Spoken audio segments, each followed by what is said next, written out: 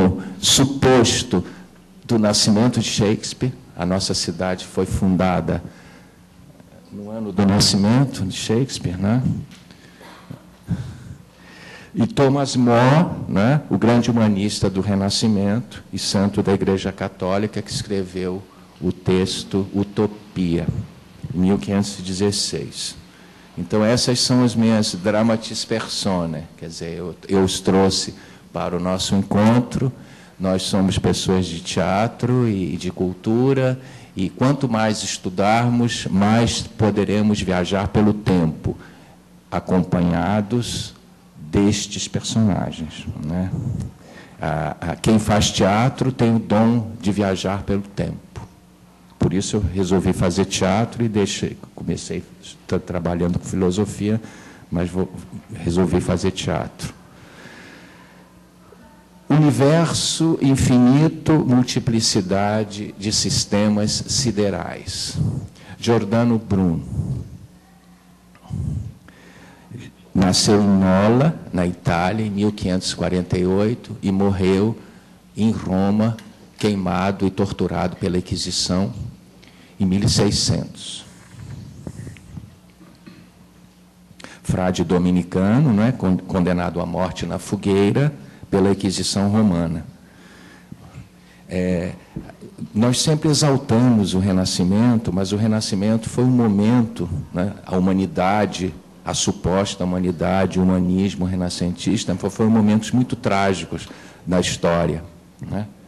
Como nós estamos vivendo atualmente num período também de intolerância, é importante, é mister falar dessa época também, né? Retroceder 400 anos na história, né? Esse frade dominicano, não é? Estuda num convento em Nápoles, né? Depois ele foi um filósofo Andarilho, trabalhou em Gênova, ensinou em Gênova, Toulouse, Paris, né? Londres, né?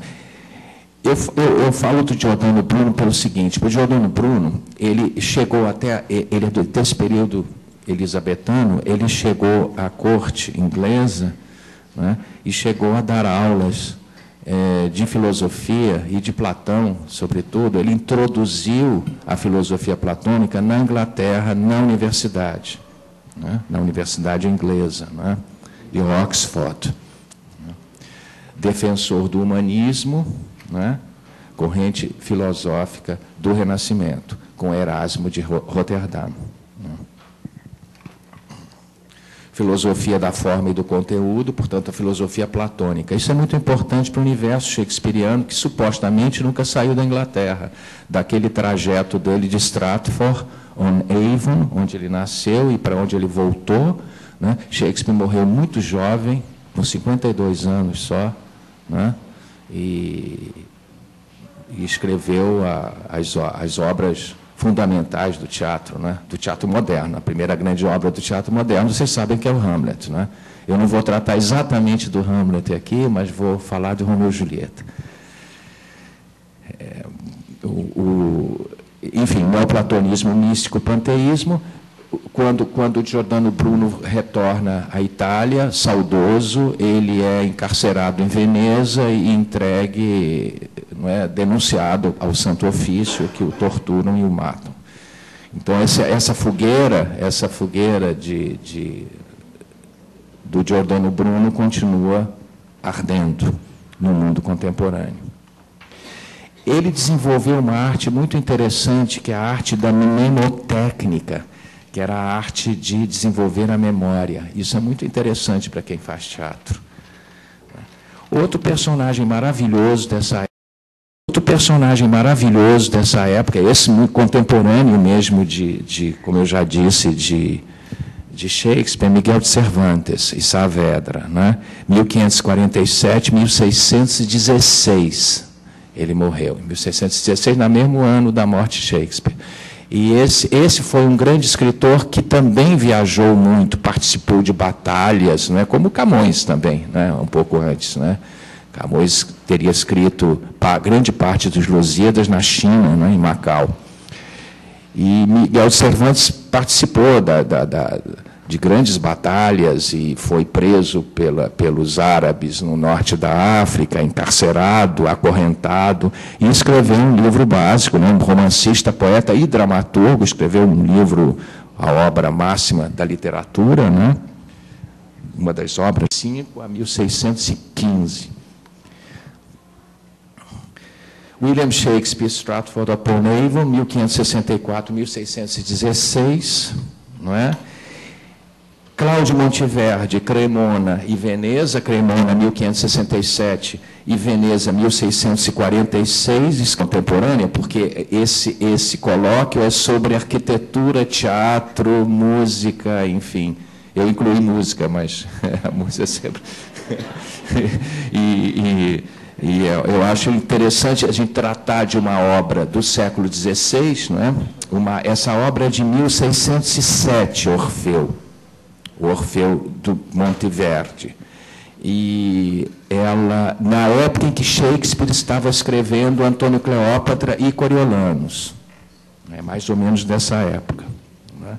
Então, eu trouxe um fragmento do Orfeu, de Monteverdi, numa montagem maravilhosa do Teatro Royal de la Monnaie, e dirigido e coreografado por uma grande bailarina, uma grande coreógrafa norte-americana, Trisha Brown. Então, essa é uma montagem... Eu trouxe um exemplo, alguns de vocês devem conhecer esse vídeo, mas é um exemplo de como se trabalha de uma forma contemporânea, abstrata, uma obra do século XVI.